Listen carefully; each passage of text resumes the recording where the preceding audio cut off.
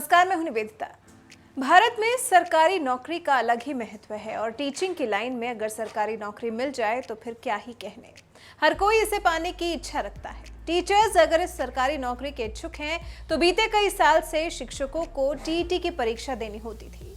अगर इसमें पास हो गए तो इसके साथ ही आपको 7 साल तक का सर्टिफिकेट मिलता था, जिसका मतलब था कि आपने ये परीक्षा पास की है तो अगले 7 साल तक किसी भी सरकारी स्कूल में शिक्षक की नौकरी करने के योग्य होते हैं, लेकिन सिर्फ 7 साल तक। लेकिन अब इस नियम को बदल दिया गया है। जी हां, केंद्र सरकार ने जो फैसला लिया है उससे सरकारी शिक्षक बनने की राह निश्चित तौर पर आसान होगी। दिवाली से पहले सीटेट और टेट की परीक्षा को पास करने वालों को केंद्र सरकार की तरफ से बड़ा तोहफा दिया गया है। फैसला यह कि केंद्र सरकार ने सीटेट और टेट परीक्षा को जिंदगी भर के लिए मान्य कर दिया है, सिर्फ 7 साल नहीं।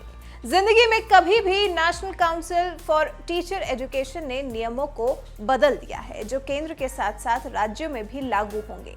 हाल ही में एनसीटीई की 50वीं जनरल बॉडी मीटिंग में ये फैसला लिया गया। बैठक में फैसला लिया गया कि पहले किसी भी टीईटी सर्टिफिकेट की वैधता 7 साल की होती थी, यानी कि जब अभ्यर्थी ने ये परीक्षा पास की तब से लेकर 7 साल तक ही वो किसी सरकारी स्कूल में शिक्षक की नौकरी के योग्य होते थे।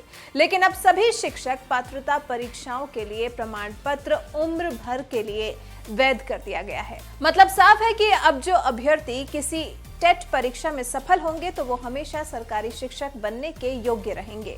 सरकार के इस फैसले से निश्चित तौर पर महिलाओं को लाभ होगा।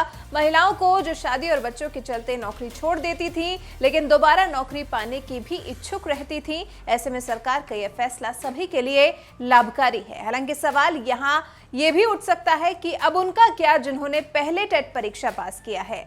तो बैठक में ऐसे अभ्यर्थियों के लिए कहा गया है कि जो भी उम्मीदवार अब से पहले टेट पास कर चुके हैं, जिनके पास भी टेट क्वालिफाइड सर्टिफिकेट है, उन पर यह प्रावधान लागू होगा या नहीं, इस संबंध में कानूनी राय ली जाएगी और उसके बाद फैसला लिया जाएगा।